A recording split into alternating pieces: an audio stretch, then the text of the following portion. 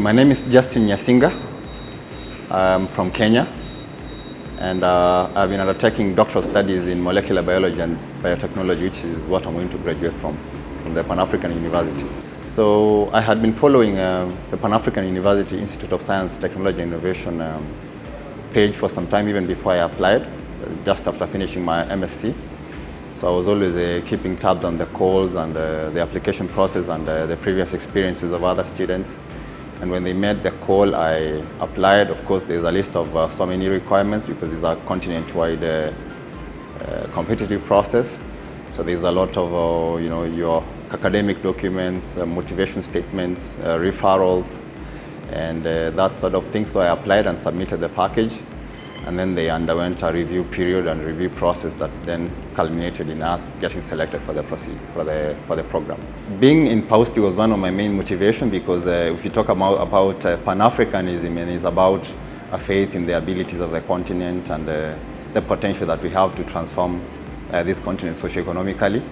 So getting to meet people from other cultures, basically it's like you being in Niger, Nigeria, Gabon, Lesotho, all in one place. So you different fusion, so many cultures, so many languages, and I think that was the first experience that really struck me and that has really stayed with me. And then, of course, getting to now get this competitive aspects of the program, basically very rigorous training programs, very difficult examination processes and procedures, experiments, and all that. And then it was at the height of the COVID-19 pandemic, so we had to also innovate new ways of getting content delivered in the process. And I think all that put together has contributed towards a really fruitful experience in this institution. My project is about health. It was a health-based project. And as you understand that one of the ambitions of the African Union is to transform the health of the continent, basically make it reliable, accessible, affordable, and really transformative for the continent. And in fact, access to quality healthcare is itself a way of measuring how well the continent is doing. And that was the motivation behind me doing my research project. So it was all about characterizing infectious diseases, especially those infectious diseases that used to be easily treated, but nowadays are becoming more and more difficult to treat and more expensive to treat. And we need to know why is this phenomenon becoming a major challenge in healthcare settings. And not only is it affecting the human being in the healthcare setting, but also affecting the livestock and also the environment.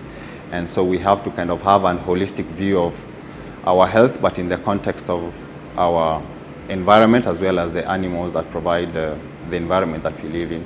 So what I was doing is to apply molecular biology techniques and biotechnological techniques to try and characterize this aspect of why drugs are failing for infectious diseases, so that we can inform better decisions for healthcare providers, better decisions for infection prevention and control practitioners, better decisions for policymakers, and also better information for ordinary citizens so that they can be able to contribute to us a better healthcare for the continent.